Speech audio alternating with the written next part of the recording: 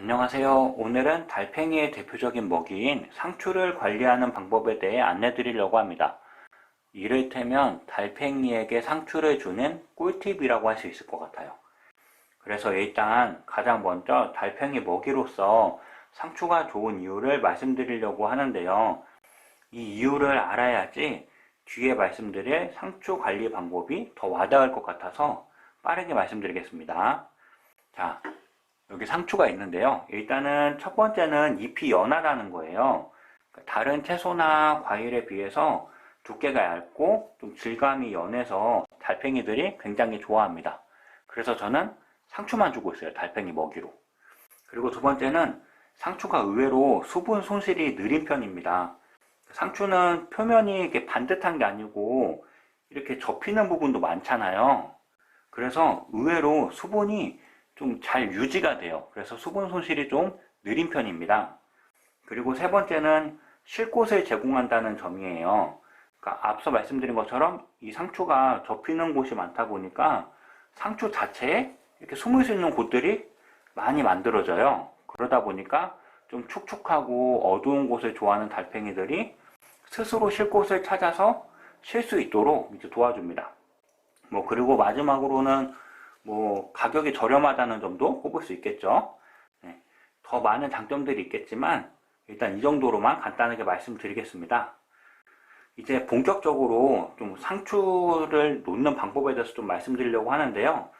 이제 상추는 수분 손실이 좀 느리고 접히는 부분이 많기 때문에 앞서 말씀드린 것처럼 이런 장점들이 있지만 쉽게 썩기 때문에 자주 갈아야 한다는 좀 번거로움이 있어요.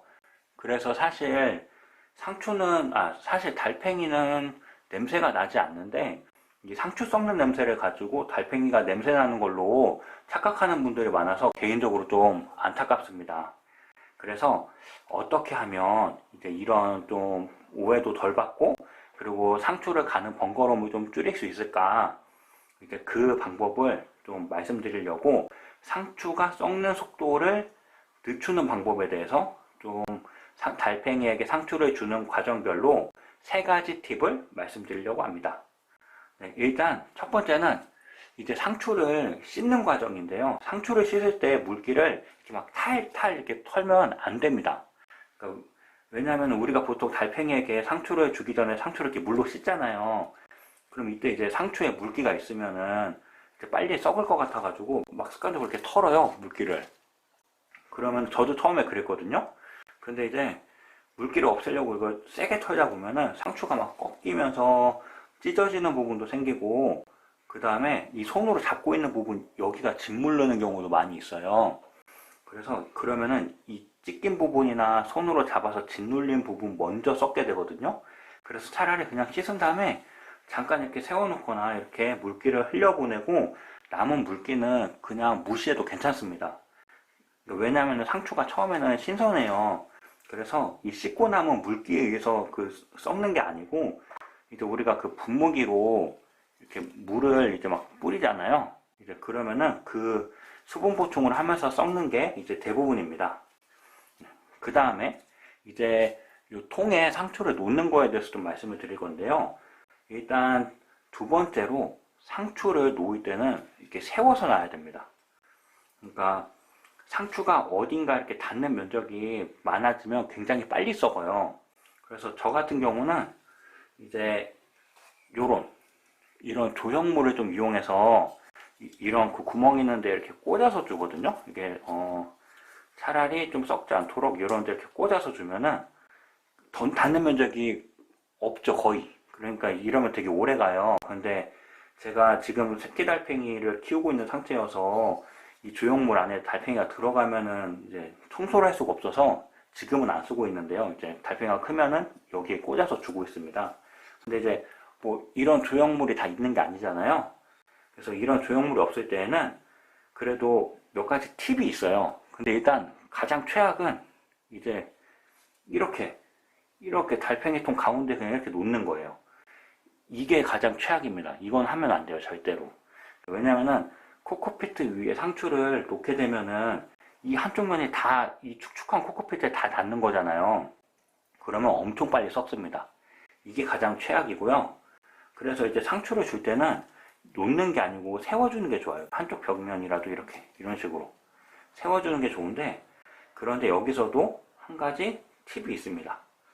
뭐냐면은 이 상추의 모양을 보면은 우리가 이제 흔히 이제 윗면이라고 하는 면을 보면은 약간 이렇게 움푹 이렇게 파여 있어요. 그러다 보니까 여기에 이제 파여 있고 여기는 이쪽 밖으로 휘어져 있습니다. 뒷면은.